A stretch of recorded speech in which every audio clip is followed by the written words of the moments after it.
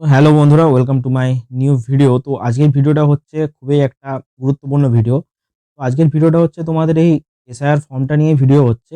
তো আজকের যে ভিডিও সেটা টপিক হচ্ছে ২০০২ লিস্টে যাদের নাম নেই তারা কিভাবে ফর্মটা ফিল আপ করবে। তো অনেকেই আছে ২০০২ লিস্টে নাম নেই। তো এটা ভয়ের কিছু কারণ নেই। এখানে বিস্তারিতভাবে সবই বলা আছে যাদের নাম নেই তারা কিভাবে ফিল আপ করবে।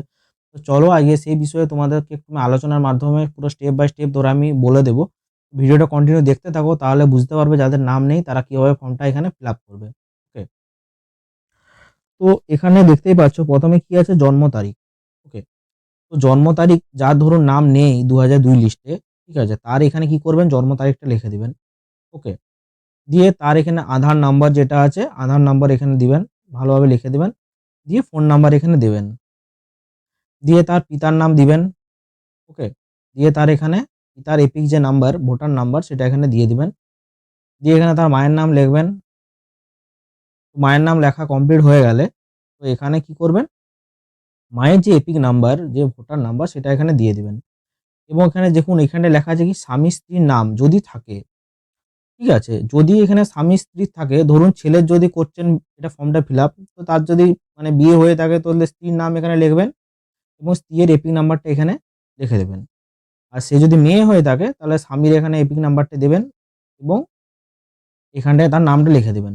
ঠিক আছে? আর যদি সে অবিবাহিত থাকে, এটা খুব গুরুত্বপূর্ণ জিনিস। যেহেতু অবিবাহিত থাকে, তার বিয়ে যদি না হয়ে থাকে, তাহলে এখানে কোনো কিছু করার দরকার নেই। এই দুটো ঘর আপনারা ফাঁকাই রেখে দেবেন। এতে কোনো অসুবিধা নেই। ঠিক আছে? তো এরপরে আমি চলে এলাম ২০০২ লিস্টে যাদের নাম নেই তারা কি করবেন? তো তারা দেখতে পাচ্ছেন এখানে সুন্দর করে দেয়া আছে এখানে আত্মীয়র বিবরণ। ওকে। মানে যার নাম নেই তার আত্মীয়র বিবরণ দিতে বলছে। মানে ধরুন আপনার নাম নেই, মানে যে এটা ফর্ম ফিল আপ করছে তার নাম নেই। কিন্তু ২০০০ লিস্টে তার বাবার নাম আছে। ওকে। তার বাবার নাম আছে কিন্তু তার নাম নেই। তো যার নাম আছে, তার বাবার নাম নেই, ধরুন তার দাদুর নাম আছে। কিন্তু যারও তো নাম একটা আছে ২০০২ লিস্টে।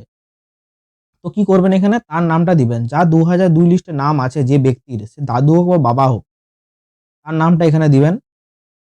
তার এপিক নাম্বার দিবেন এখানে। ওকে। এবং আত্মীয়ের নাম, আত্মীয়ের নাম কার আত্মীয়র নাম দিবেন? এখানে যার নামটা লিখছেন, ওকে? ওইখানে দেখবেন আপনাদের একটা লিস্ট আছে।